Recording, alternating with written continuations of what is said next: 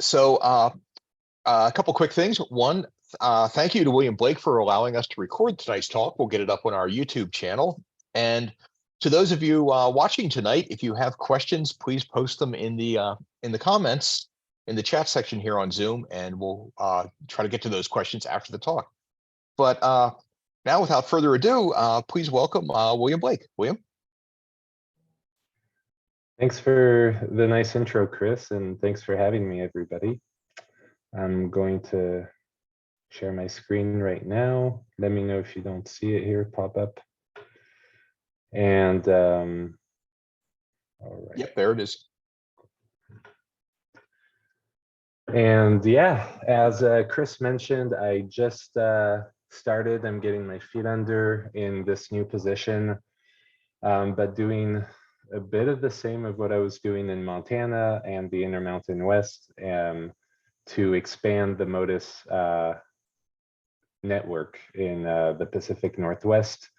And hopefully in the next 2 to 3 years, we will be joining forces with all partners across the Pacific Flyway. So tonight I wanted to give you a brief intro to how Motus has expanded in the West. And so we'll see a bit the past infrastructure over 10 years or so, and then where we're at today and kind of the future directions of where Motus is heading. And I will hopefully convince the ones who might wonder if Motus is still or has been able to be used for science and avian conservation discoveries with a few illustrations of tracking. So Motus, just to jump quickly into it, this is the logo. It is a collaborative approach to science, and specifically to track the migration of flying animals. So we mostly deal with birds, with insects and bats, but you could use the Motus technology in order to track the movement of any species you were interested in tracking.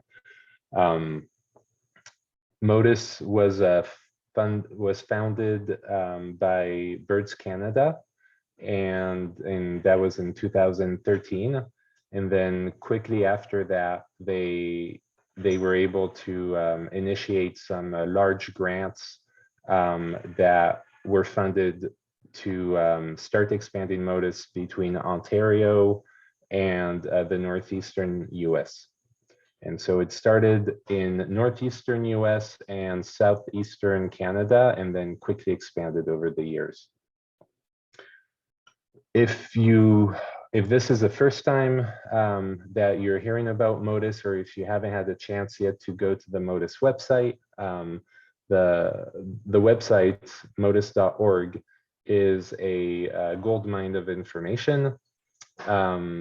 You will see the current receiver map for all the Motus stations in the world.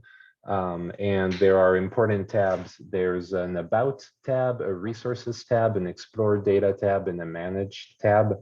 The Manage tab is more for folks who already are registered to the Motus website and need to manage their tags, their Motus stations, their projects.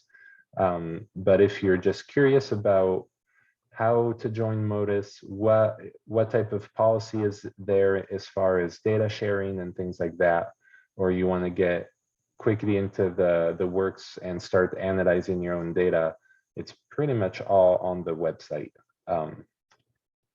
So a great resource. So Motus, essentially, there's two main parts that have revolutionized the world of VHF tracking telemetry, handheld telemetry. For one, on one side, you have the automated receiver station that we call a Motus station. And so basically what that is a radio receiver station. So it has an array of antennas. Those antennas are connected through some coaxial cable to a computer. and then that computer has power, and it replaces the need to disperse humans on the landscape. And so these Motus stations can be listening for tag signals 24-hour, every day of the week, every day of the year. And you can set them up so that they are truly autonomous. And so they can relate all that data, all that information, the detection data, to the Motus website. And then on the other end, you have the researchers that are already banding, catching, and tagging birds or bats or insects. And they will be using these little transmitters, these little VHF transmitters that we call Motus tags. And the way those tags work is that instead of going from one frequency to another to differentiate one bird from another, they actually all emit the exact same signal on the, or at least all the tags are emitting a signal on the same frequency, but each tag is programmed to have a little electronic signature that works a bit like a Morse code. And so you can have literally 1,000 tags all in the same environment, but they are all sending their own identifiable Morse codes of signature signal. And so these Motus stations will not only detect the tags, but they will identify exactly which tag is being received, and it will notify researchers this specific individual of this specific species that was tagged at this specific location is now detected at your Motus station. And so what it means, and maybe in a better illustration, researchers will tag a bird, will release the bird back into its environment, and whether that bird goes through a antenna array that can detect the tag signal, or whether there are other animals, other organisms that are also equipped with a Motus tag, they will all relay that information to that Motus station. And then that Motus station ultimately will send that data to the cloud storage at Birds Canada in the Motus program, and all that data will be digested and organized onto the Motus website. And that is really probably the third part of Motus, which has revolutionized the world of telemetry, is that all of this data, not only can it work with animals and organisms that were too small for researchers to tag, because the tags now are getting to minuscule weights, but all of that data is publicly accessible. And if you go to the Motus website, researchers and anyone who joins the Motus organization, the public or school programs can gain access to that data. So I'm just going to show you some illustrations of what Motus stations look like. You might have heard, or tonight might be the first time you hear about Motus, but I want you to get a good idea of what a Motus station looks like. And the gist is, a Motus station can look many different ways. It can be a remote pop-up tower, like this one. This is a 30-foot tower we installed in Montana. It has a solar panel, and then that solar panel charges 2 deep cycle batteries that are below that piece of plywood in the lower right part of the slide. And then we have a little GPS antenna, a charge controller, and then that power is then sent to the Motus computer, which is the yellow box. You can also have an array of antennas attached to an old electrical pole. You can install an array of antennas on a fence line, or on a cattle rail. And then we've also co-located antennas to the 70-foot silo in Montana. And then the bottom right picture shows co-locating an antenna array with a conduit mast on a field office at Ladd Marsh Wildlife Management Area in Oregon. Here are some roof tripods. So just a different way these co-locations can look if you want to install antennas on top of a roof. There's a quantum hut right there. And then we have other examples of what a Motus station can look like. So you essentially have multiple ways, as long as you have an antenna array attached to the Motus computer, powered either through an outlet or through a solar system, you can have it work. And this is our smallest Motus station on a T-post with just 2 antennas.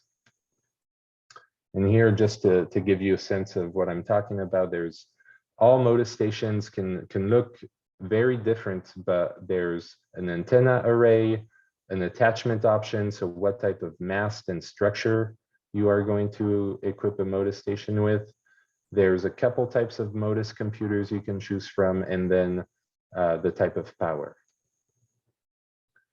All right, so when Motus started, there was only one Motus station on Sable Point, this island off Nova Scotia, in 2013. And then by 2014, Birds Canada expanded it around the coast of Nova Scotia.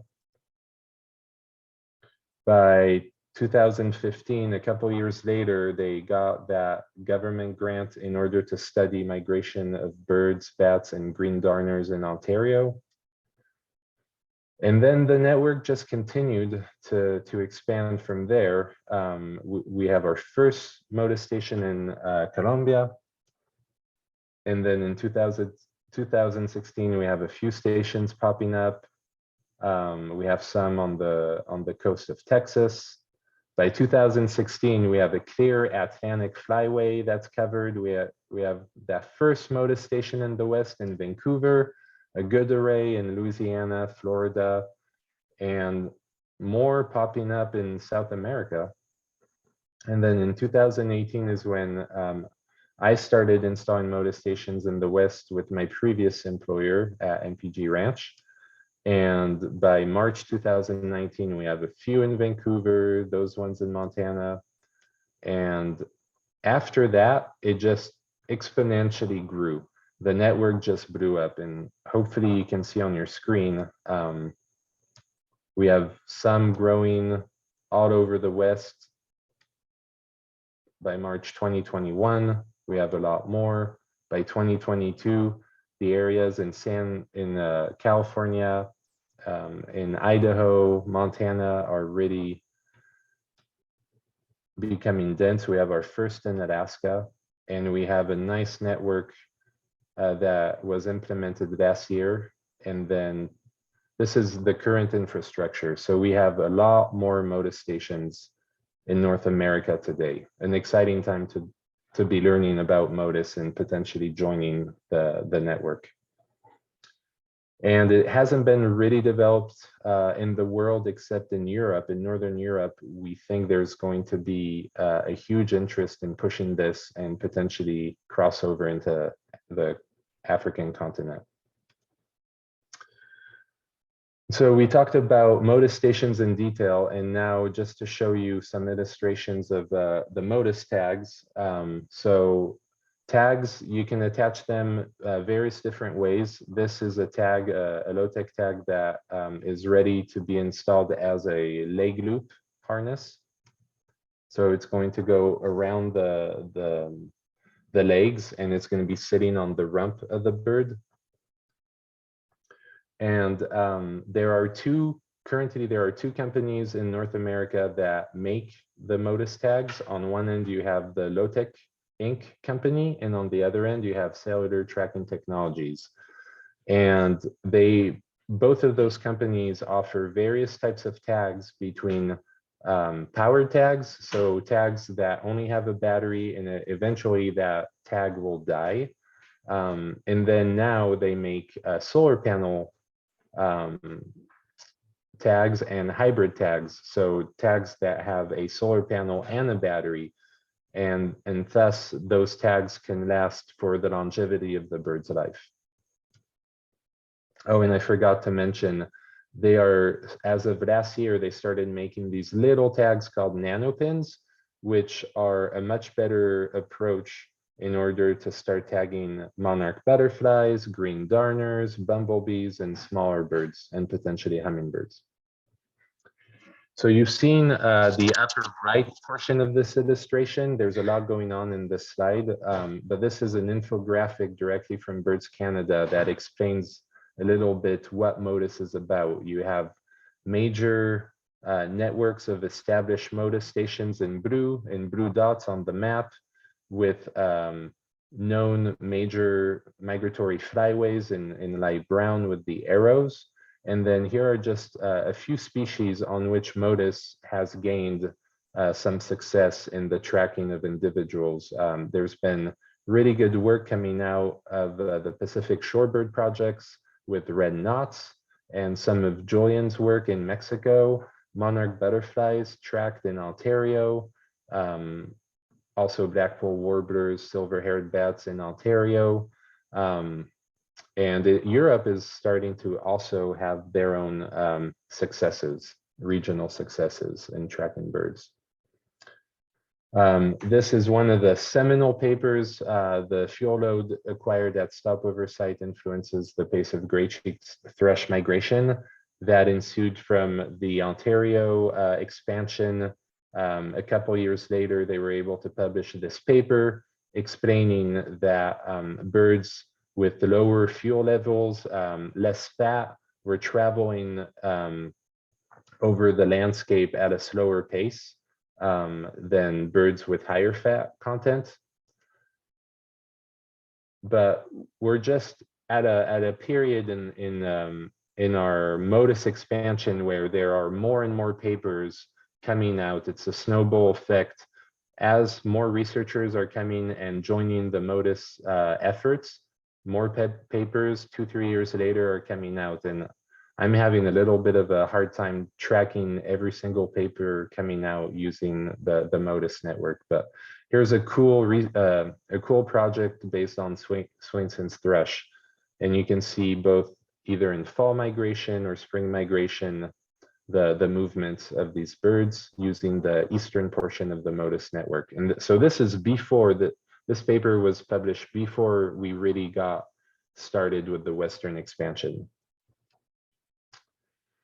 In my previous position, just with a single point on the map in Montana, in Western Montana, south of Missoula, we studied common nighthawks. We started 3 years ago, and over the course of 3 years, we just were amazed at the monitoring, at the tracking of these birds and the success we had in tracking them.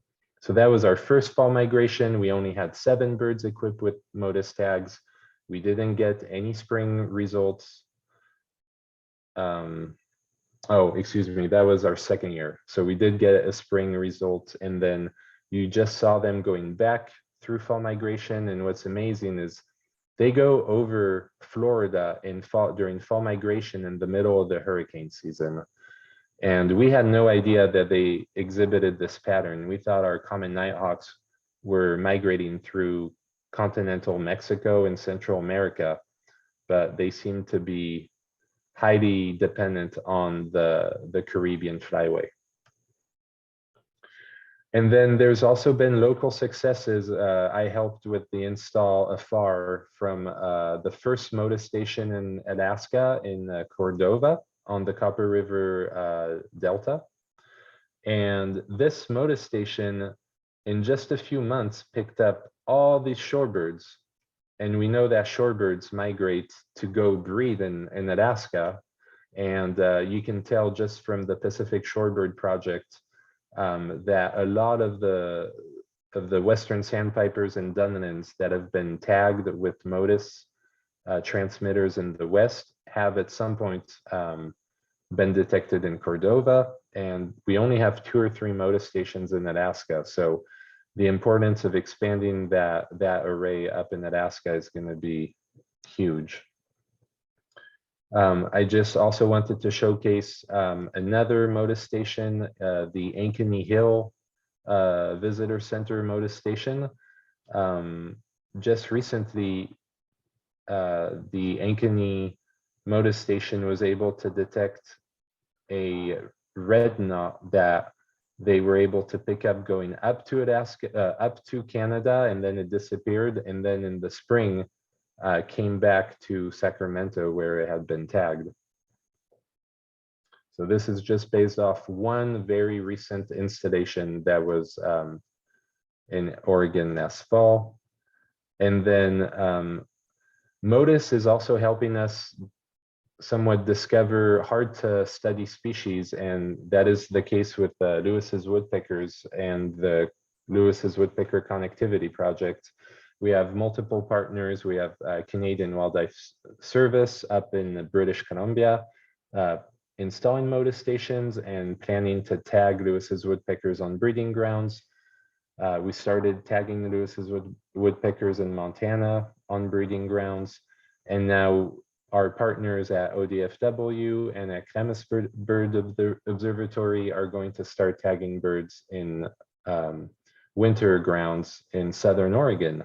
And we are expanding the Motus network between Oregon and Montana, but just with the few Motus stations we had 2 years ago, we were able to connect the dots between where the Lewis's woodpeckers were breeding in Montana and where they seem to be going in the Klamath Basin.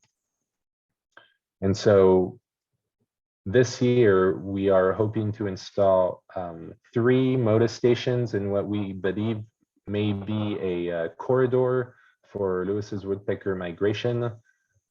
And so we have a point here in Montana where they breed, and a couple points, and then we have a point where we know they come by through fall migration. And so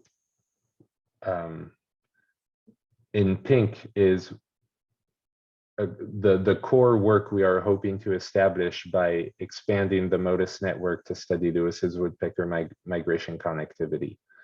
So these are some of the high priority sites in pink, the pink dots where we would like to see Motus stations.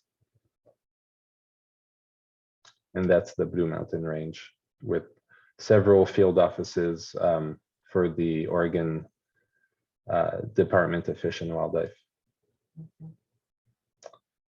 All right, and then I don't really have many other illustrations of other organisms, but Motus is of high interest for bat researchers, and just off one hoary bat that was banded outside of San Francisco, we were able to track this hoary bat during fall migration, going straight up north, which is a bit what folks had discovered using a different type, maybe a GPS pinpoint transmitter, but this notion of flight going north or a potential circular migration in hoary bats is something of interest to a lot of the hoary bat researchers. We have a lot of interest in developing Motus in the West, in Oregon and Washington, and I think California for bat research. Here's a silver-haired bat, or several silver-haired bats we tagged south of Missoula in Montana. We had some go to Boise, Idaho, but we had 2 that were also detected outside of Idaho Falls. And all this work in the expansion of the Motus network in the western part of the US does need some level of strategizing.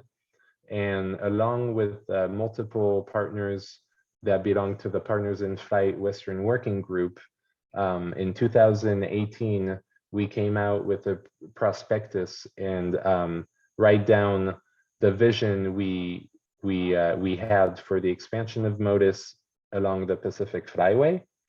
And the idea was within 5 years, we wanted to pepper the Western hemisphere, especially the lower United States and Central America, with new Motus stations. So at the time, the yellow dots were the active Motus stations, and in blue, these were the Motus stations we were hoping to get up. And all in all, we are really happy with the expansion we've had so far of the Motus network.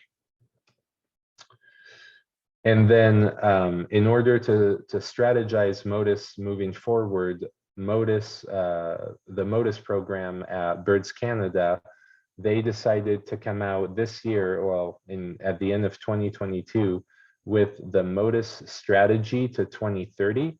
And in this document, it illustrates just how much work it takes and how much collaborative work working across the borders and working with so many diverse groups has really been the strength of Motus, moving to continue expanding it and increase our knowledge about bird biology and migration.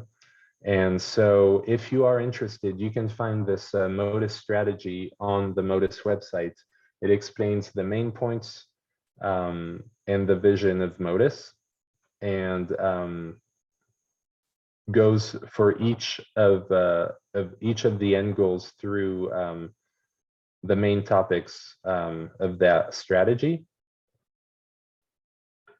And then it also connects birds to landscapes, and it also gives you some good resources on where to find information if you're interested in glancing at the website or getting your feet wet with your own research.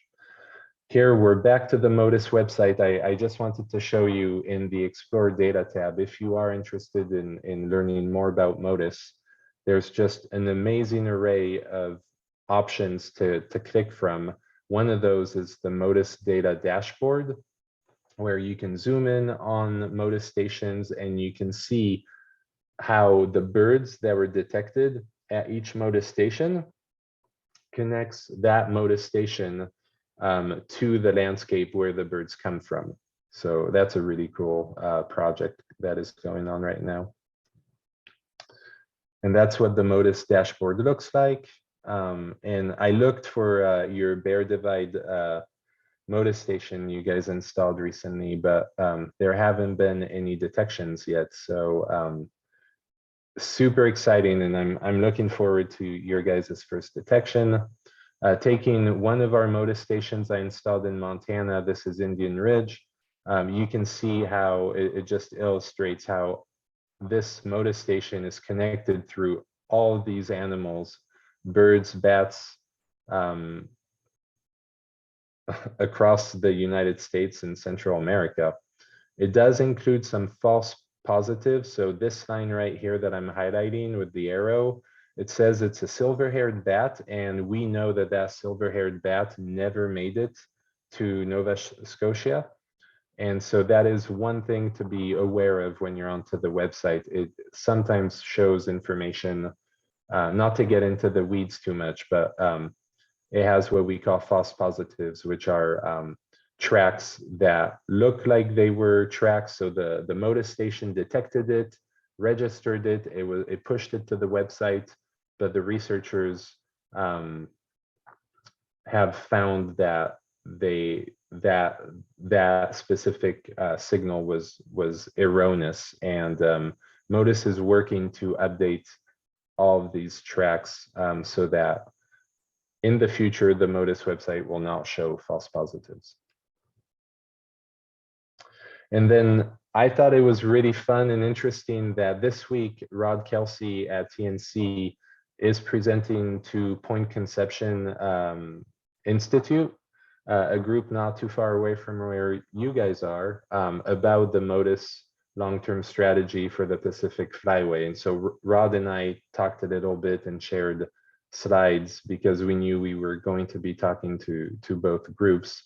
But where Pasadena Audubon group, where you guys are located, there are some incredible expansion projects with the TNC, with the Southern Research Sierra Station, and with the California Department of Fish and Wildlife. And so you are in a very exciting landscape to be seeing Motus expand before your eyes, and also see projects of people starting to tag birds and bats alike.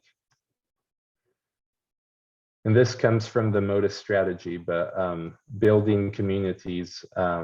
Motus on a personal level has been an amazing experience for me. I've been able to collaborate with many more groups than I ever thought was possible, and it really is an opportunity for researchers, landowners, stewards of the lands, you know, Audubon groups like yourselves, to be working together at preserving bird habitat and further avian conservation.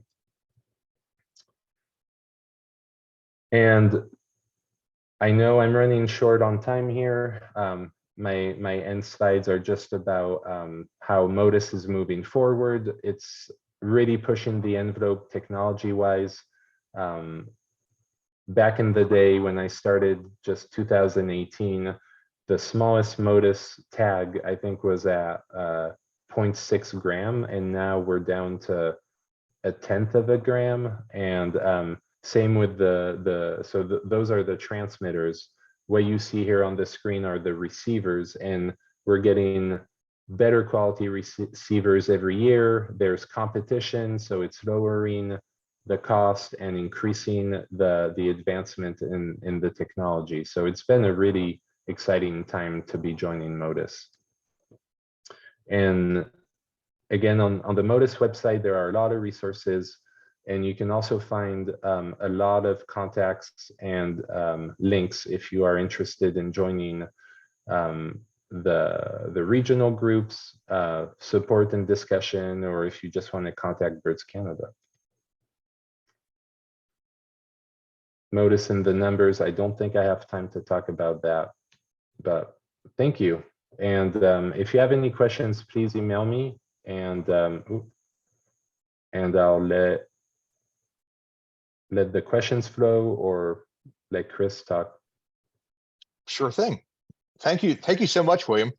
Yeah, we do have a bunch of questions. First, I have a couple quick Motus related items. You mentioned the work that's happening in California this coming year. Also, the USGS is going to install a series of Motus stations all along the California coast. I think in my last count, they're between USGS, the state of California, and other organizations. It sounds like we're on track for another 50 Motus stations just in California this coming year, which is great. It's a huge expansion. We here at Pasadena Audubon are going to be helping the Los Angeles Zoo install a Motus station in early next month. So we're excited about that as well. I do have a few questions that the people put in, and several of the questions have to do with what's actually involved when you attach one of these transmitters to a bird. How big can the transmitter be? How is it attached? How do you know it's not going to hurt the bird? How do you what are kind of like the ethical guidelines involved? Sorry about that. Yeah. So every research group, whether tagging Motus tags, tagging with classic VHF transmitters, or GPS tags, geologgers, any what we would call auxiliary markings in the bird banding world, you would be applying to a bird. You would need specific permits, and you would be in charge of respecting specific ethical guidelines that are written up per country. And according to the American Ornithologists Union, there are very specific guidelines as far as the weight you can put on a bird's body.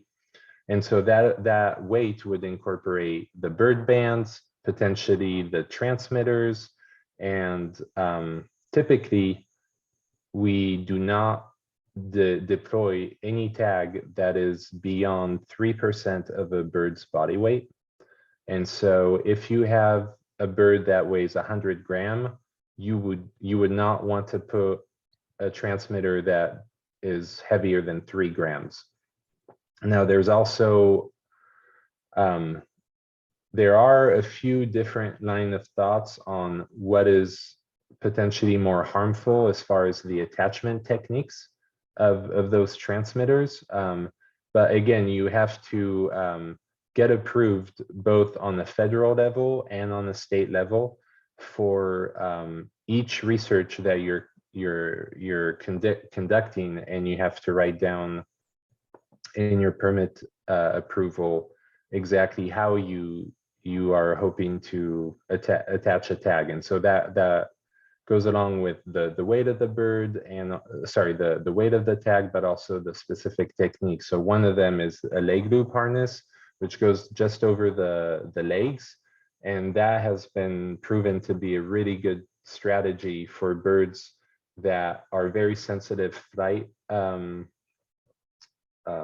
flycatchers or birds that have very specific needs when it comes to flight performance. But I don't know if it answers completely the question, but it is a bit of a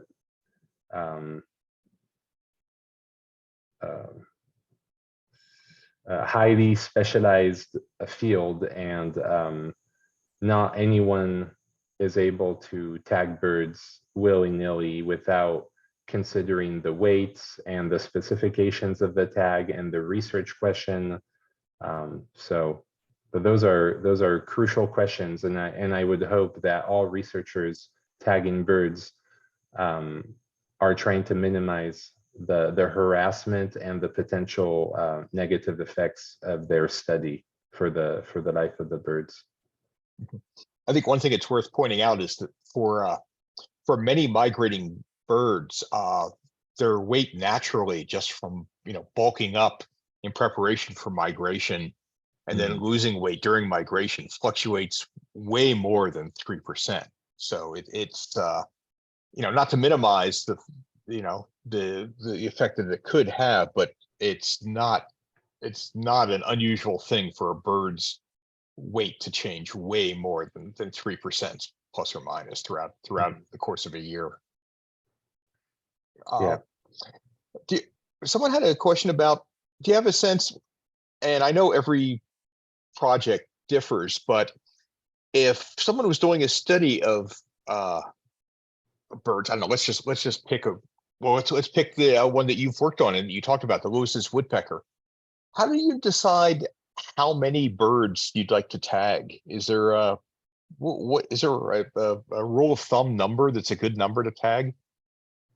Yeah, that's a good question too. And unfortunately, or maybe fortunately, often researchers are limited by the funding. And something I did not really talk about is the price of what it costs to install Motus station. A Motus station, I would say on average runs between $3,000-$4,000 to up to $10,000. But once you have the infrastructure installed, the tags, the Motus transmitters are actually pretty cheap, but they're still at about $250, $275 a pop.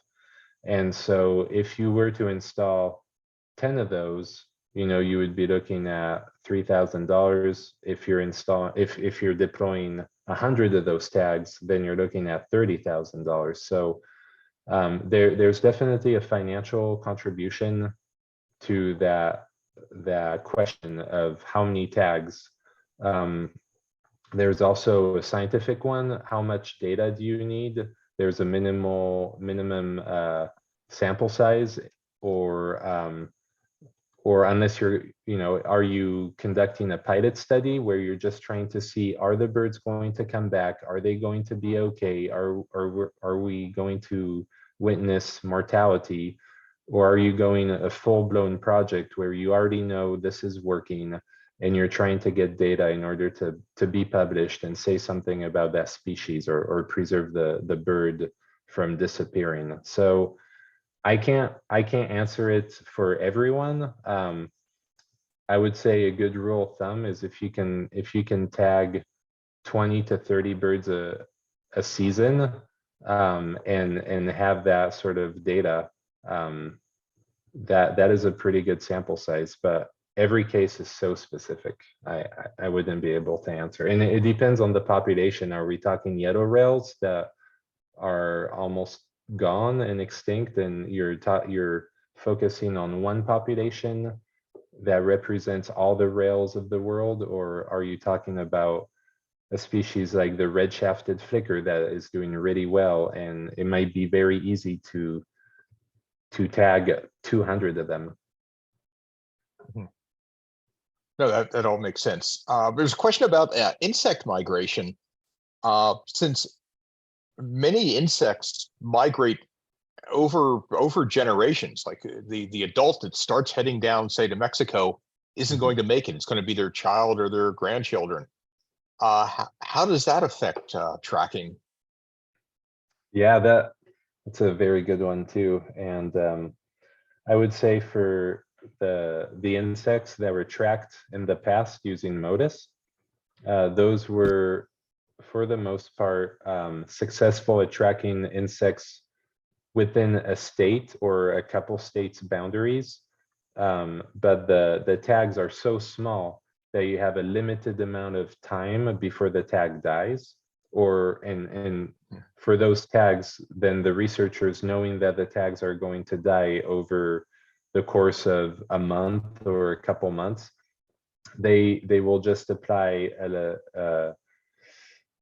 different types of solvents that will glue to the skin or glue to a wing. And I've never actually tagged an insect using a Motus tag, but in the case of bats, the tags we were using, we specifically made sure that the tags would fall off after about 45 days, because we knew that the tag would die. So it's a good question. I think, depending again on what your research question is, if you're interested in knowing where monarch butterflies are going from Ontario to Mexico, you might be able to capture that with the advancing in technology. But for the future generations of monarch to complete that migratory cycle, you would probably need to also tag butterflies on the winter grounds and during the course of migration. I see. We have a question about the kind of the relationship between Motus and eBird. So, for instance, if I enter some birds into an eBird checklist, does that get passed on to the Motus people? When Motus detects a bird, does that also generate an eBird checklist that people can see? As far as I know, no, it does not at this point. However, to help implement a future Motus strategy across the Pacific Flyway, it is one technique we've been thinking about using, is looking at eBird hotspots and overlaying what we know from eBird data to inform where we should be putting Motus stations in the future. Okay, I see. Boy, we still have a few more questions to work through here.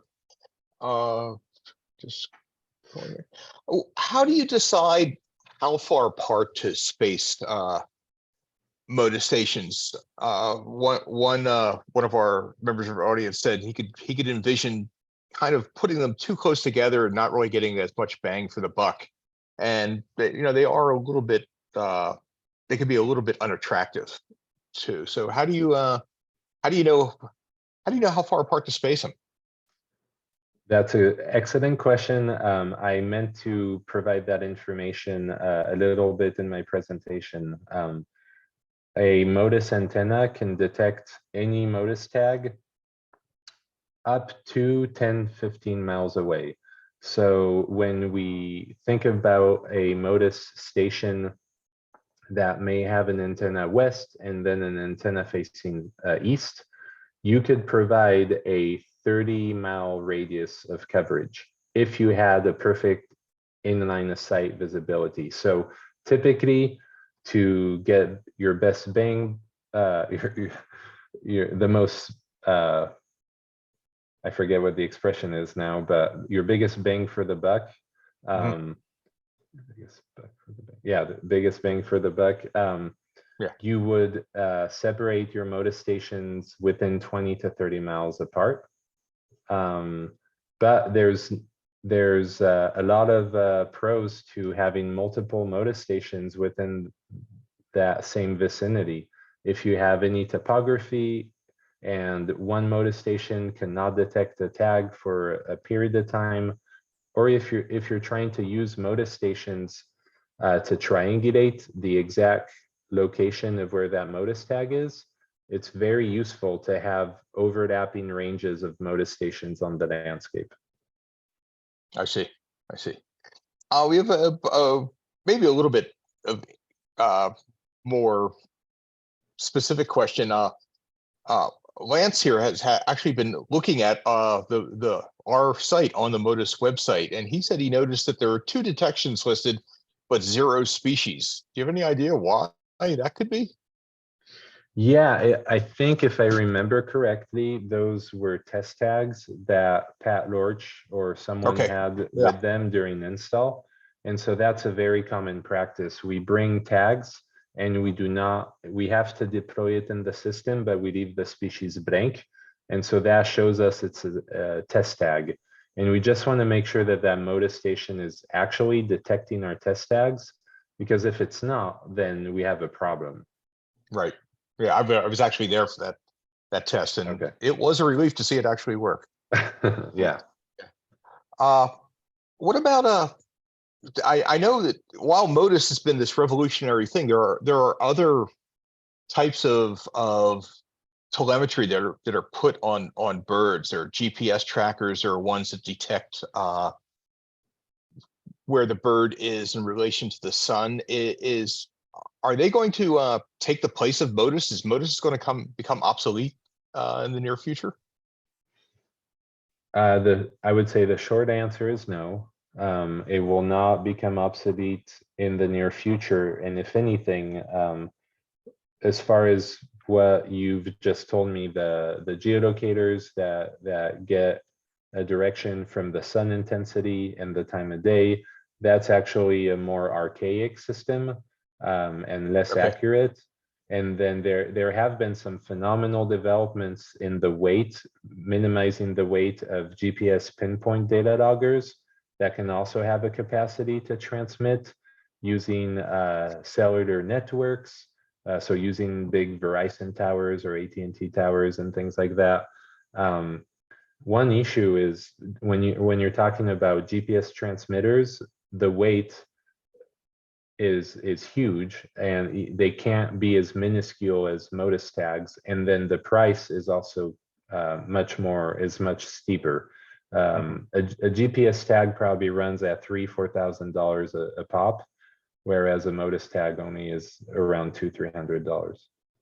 I see. Well, I should mention for those of us, the folks here that don't know, in addition to Pasadena Audubon installing a Motus station, we also, through our science grants, are funding the cost of Motus transmitters for researchers in the region. Oh wow. Yeah, we have a question from Luke. Wants to know, say you wanted to set up your own Motus station in your backyard. You just want to do it. The equivalent of there's one company that he mentions called Terra Project that is rolling out a product that'll let you do that. Do you think that do you have any opinion of those? Are they worth the money? Are they of value to science for people to start putting up their own stations? Yeah, I think they're worth it, especially if you would like to know as a landowner what type of birds you have in your yard. The Terra project, they also, the main characteristic is they record bird songs and bird calls, and then they identify what type of species those are. And they also have a Motus CTT, I guess, a onboard Motus station that can also connect to the Motus network. However, the antenna in the little Terra project is a little tiny wispy antenna that's inside the product, and it's not a strong, you know, it's not a 10-15 mile ranging antenna. It will probably only detect birds within a couple hundred yards max.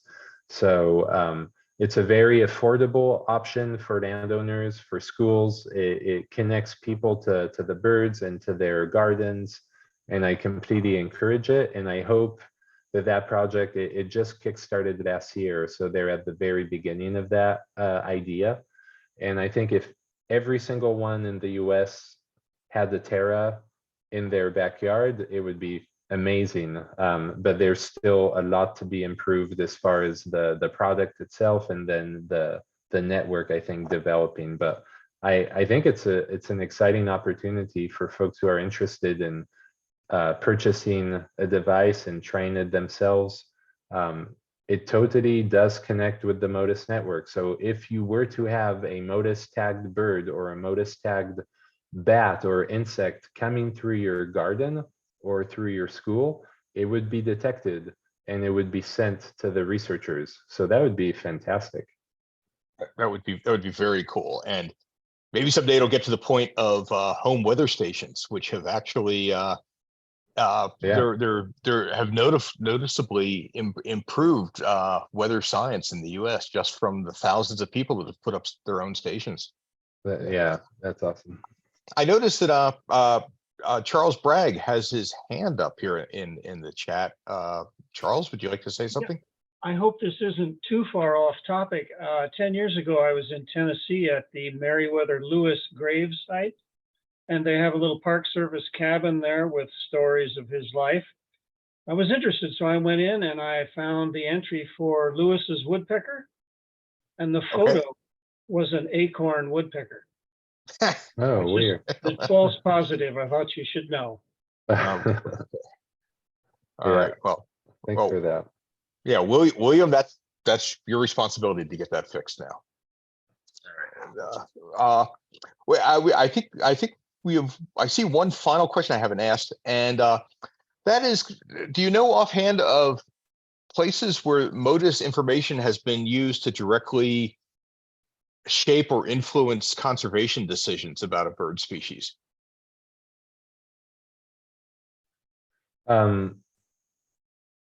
I don't know that it has occurred quite yet on that full spectrum, bringing it into the legislation or influencing politics. However, I think we're nearing we're approaching that point where at some point we are going to be able to collect a handful of Motus papers talking about migration and conservation that have all used the Motus network at some point, and see here, these papers show a clear pattern for one conservation aspect. And I would say with the Partners in Flight group, there is a huge interest in pushing Motus through and disseminating the idea of using Motus throughout a lot of their conservation prioritizations, and tagging species like yellow rails or Lewis's woodpeckers to inform in the future the management of these species of concern. So I do think it is a future reality that folks will be looking at Motus research and the results and saying, all right, we have a clearer pattern of where the birds go and how X and Y, whether it's climate change or habitat loss or habitat fragmentation or pesticide use or whatever it is, could impact populations at a greater level. And I think there's Motus projects that are being created every day that have those aspirations to connect pesticide use with, you know, population movement or things like that. So it's within our lifetime, within I would say 5 or 10 years, that we will start seeing conservation being pushed thanks to Motus work and other migratory movement work. But I would say too, Motus is complementary to other tracking techniques, and you know, you can compare all the different types of technologies that exist. But if you have a specific idea, you want to understand better how an animal moves across a landscape, you should definitely consider using Motus. Whether you want to shoot me an email, you want to contact ABC, Adam Smith, the Motus US director, or someone at Birds Canada, or other people who are now working with Motus, we can maybe guide you to think about your problem or your end goal on whether Motus would be a good tool to use, or maybe there's another technology that would be better for that. I can think, I won't get into the weeds, but I had a similar conversation with a local researcher here. They were asking me if long-eared owls could really benefit their conservation from starting to tag them with Motus, and I think it depends on what your research question is. In that researcher's case, I think Motus is still a bit far away from getting the results that researcher had envisioned. And a long-eared owl, I might have said Lewis's woodpecker, but a long-eared owl, they were interested in studying long-eared owls. They're such a heavy bird that you can easily put a GPS tracker on it, and you don't need to worry about a Motus tag. I mean, I think they weigh 300 grams or so, and so you could put a much heavier, more sophisticated unit on it and get a lot more data. I see. William, I think your voice is starting to crack up a bit on us. Maybe your batteries are running low there or something. I don't know. Sorry. Yeah, I lost one of my earbuds, fell out of my ear. Oh, okay. Yeah. Okay.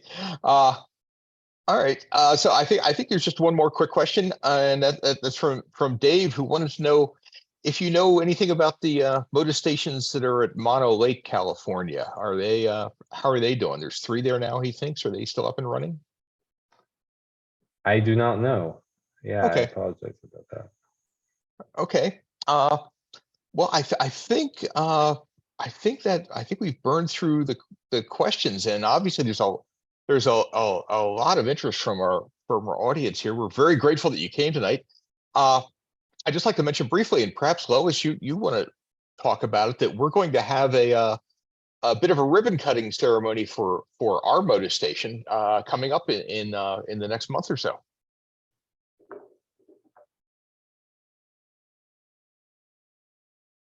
And oh, there she is. Hi. Yeah, awesome presentation, William. Thank you so much. Really learned a lot. And yes, we are planning that for next month, early next month. We're inviting folks who helped fund it through our campaign, through our Birds, Bins, and Bear Divide campaign, which was last year. So you should have received an invitation. Those invitations went out today, and that should be fun. But as you, Chris, maybe you can explain where it is with regard to Bear Divide, because you can certainly put a scope on it. For if you're up there looking at birds, you should be able to see it, right? Yeah, yes, indeed. If you're up at Bear Divide, and William, for your benefit and for others here that may not know, Bear Divide is a spot up in the Angeles National Forest that, just through a quirk of geography, funnels thousands and thousands and thousands of migrating birds every spring through this very small gap through the mountains. But anyway, Bear Divides, it's easy to find. It's, you just Google map it. There's a little overlook there, and we're just getting into spring migration. And if the weather's right, conditions are right, you could go up there early one morning and just see a zillion birds go shooting past. And if you're up there, look down the valley at the fire station, and past the fire station, the Forest Service fire station, there's a couple just completely nondescript cinder block buildings. And the one furthest down the valley, just, yeah, completely boring looking building, has a couple of big antennas sticking up on top of it. And that is the Pasadena Audubon Motus Station, listening for birds that are migrating past Bear Divide. So if you were someone that contributed to that, or indeed, if you're just a Pasadena Audubon member, thank you for your support in helping make that possible. And Luke and Lance have both pointed out to me that the Bear Divide spring migration count has just started, well, as of today, except for the rain. If you go to beardivide.org throughout the spring, you'll be able to see daily counts of the number of, and types of birds flying past. So yeah, we're hoping for great things from our Motus station this coming spring, and we're hoping for great things from Motus in general in the coming years. And William Blake, we'd like to all thank you for taking some time tonight to talk with us. Thanks for having me. Yeah. I should have mentioned too, I have a French accent, so if that wasn't clear, I've been here for 17 years, but I still struggle on some words, so, and expressions. But it was great. It was great to be here. Thanks for having me. Thank you so much. And Lois and Luke, back to you. Well, again, I'd like to say thank you. It was really very informative, very interesting, and I do appreciate a French accent. I have a French husband, so. Luke, over to you. Yeah, just want to say thanks for a really good talk, William, and kind of ties together a bunch of stuff that PAS are doing. You know, Chris was saying we're helping out the LA Zoo with their Motus station. We have set up a Motus station of our own. You know, we're one of the major supporters of the Bear Divide count as well. So, you know, PAS are kind of, you know, one of the things I like about the organization, you know, is that we have support all this, you know, we talked about our science grants, you know, that we're supporting all of this important research, which will hopefully tell us lots of information about birds, not just to, you know, to have the information, but to help us, you know, make important decisions, you know, as far as conservation are concerned. You know, proud of all the work that you help us do with that. So thank you to all our members for that support. I hope that I will see some of you tomorrow for a drink at the at this Parrot Brewing on Colorado. So is it Wild Parrot? My brain's gone completely dead. We'll be there from about 5 o'clock till 8 o'clock. Wild Parrot Brewing. Thanks Okay. very much, everyone. Hopefully see you next month. Good night.